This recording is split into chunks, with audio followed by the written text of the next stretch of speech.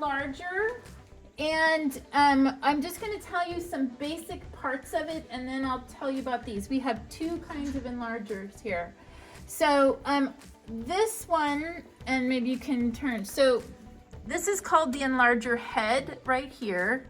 This little knob back here is how we raise and lower the enlarger head. So I have to loosen it so it's a righty-tighty, lefty-loosey thing, and then I can lower it or raise it. So this is the enlarger head. This is how we raise and lower the enlarger head. Down here we have scale with numbers on it.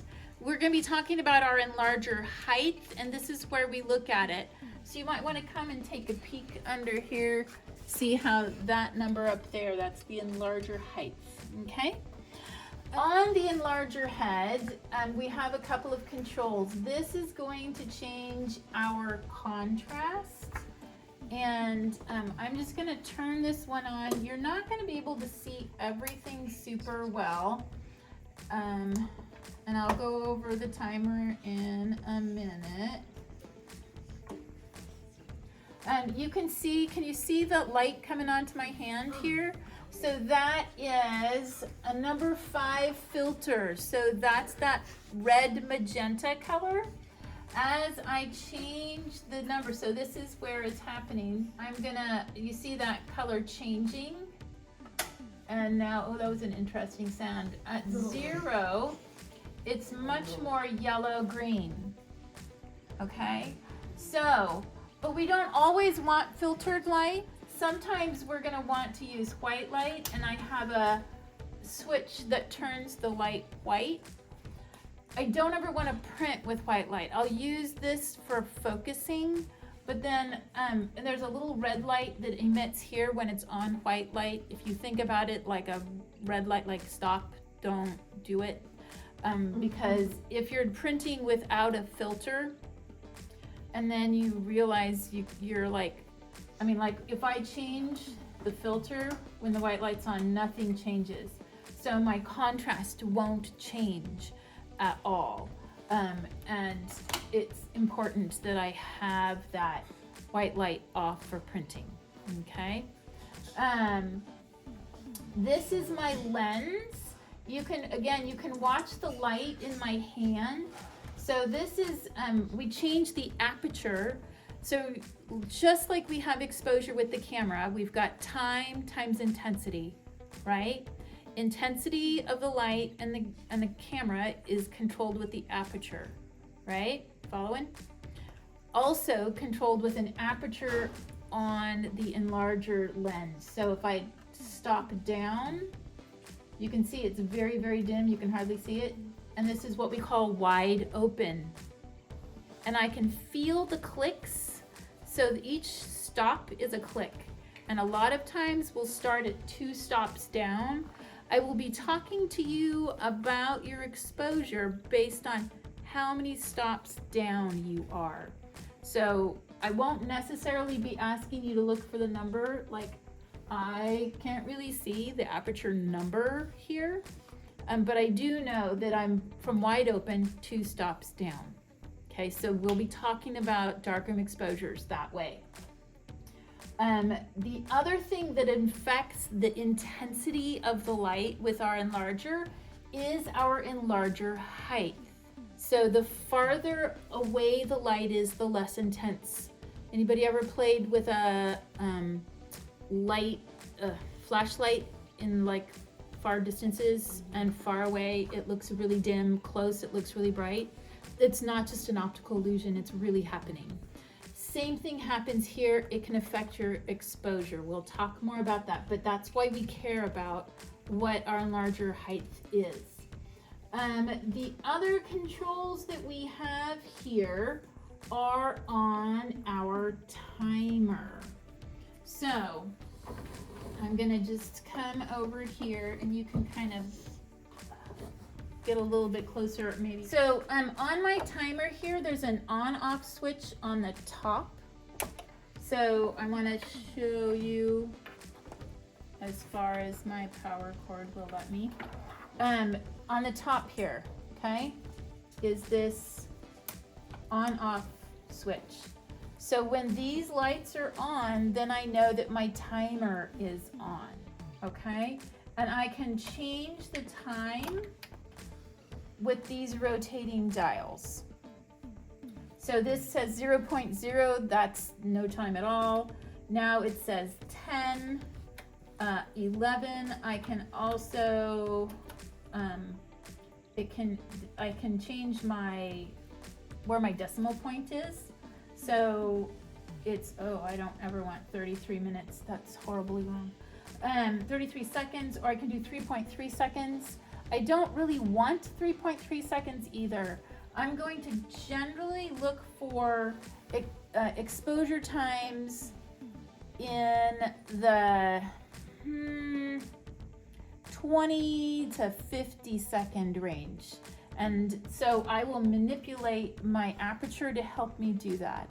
Okay, and I'll show you more of how we're gonna do this a little bit more specifically on Thursday, but I'm showing you the basic. So there's another set of buttons down here. Let me put this on a 5, not 50. So 5.0, 5 seconds.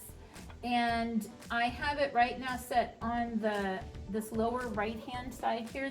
It says outlet on. That's talking about the light here. It's not on right now. Right now it's on outlet time, which means if I'm going to push this bar down here, and then you can see the light coming on for 5 seconds. Oh, and that's horrible sound. That's a horrible sound. So there is a metronome timer down here. It says metro. You always want it to be off because it's an irritating noise. And if it goes off, I will ask you to turn it off. This button that says off. So this is how we control the time, right? So we have the time here, we have our intensity with our aperture and our distance. Okay, these are our basics. All of our enlargers also have a power box in the back here. Right now I had to come back here, flip that on. There's an on-off button toggle. And then I had to turn the timer on as well to get the station ready. Okay. Okay, one more thing I want to show you, but we're not going to play with on Thursday, but the week after is how we open up, how we get like a negative in here, right? So on this side, you might want to come over here and get a shot of this. We have a little flipper that lifts up, so up and down here. And in the up position, I can take out the negative carrier. So this is where we will put a negative in. When we do it this week, we're not going to use the negative carrier because we're going to have all of our negatives down here making a contact print. But we always want to make sure that this lever is up and then we close it back down before we turn the light on. Because if I don't close this back down, and I turn the light on, it's gonna flash light across the room. You will have many unhappy classmates if you flash light around the room.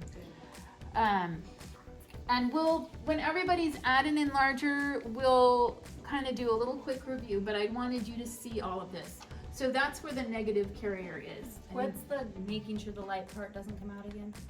So it's on this side, there's a flipper. Make sure it's up before you turn it on. Make sure it's back down. Down. Make sure that it's closed. So this little flipper here, in this position, before you turn light on. Okay? So the one in the front turns the white light on and off. Ouch. Nice little fingers. And then the little flipper has to be down before you turn the light on. Try not to make mistakes, but you're students, you're learning. Somebody's gonna make a mistake. Just understand it. Okay, so on these, they're a little bit different. Instead of that flipper, so this has a negative carrier that looks a little bit different, same function. And this is open. You can see very easily that this is open. And there is a knob on the, oh, it's okay. Look, we have a safe light on. Press the button on the bottom, round button, yay! And so you got a little taste, that's only half safe light. We'll have the other safe light on as well when we're working in here. But so this one, instead of the flipper, has this little knob that rotates open and closed.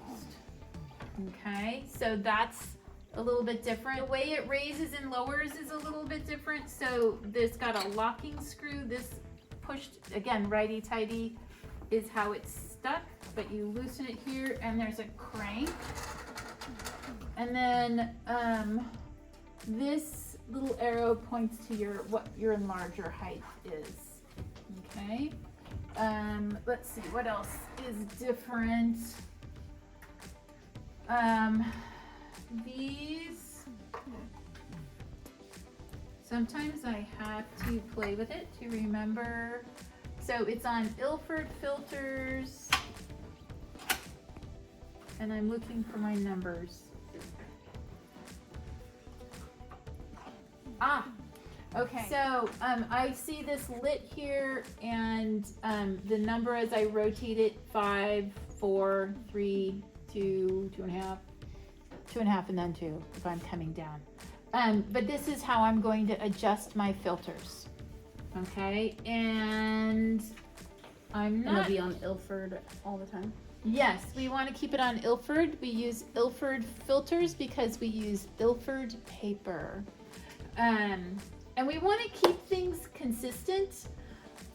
One of the biggest things in the darkroom is doing the same thing. So like you will get, you will come in and you will get your own enlarger. You'll be assigned to stay at that enlarger because it's going to have its own little quirks besides being one kind or another. And always having things as much the same is going to make your life a lot easier. The timer works the same. This is what we call a contact printer. The lens is the same. You can still feel, it's a click, click, click that you can feel. And I think that's pretty much it. Questions? I know it's hard when you don't have your hands on yet. It's gonna be fun. It's gonna be fun. Okay, let's go back out to the classroom. That can be done.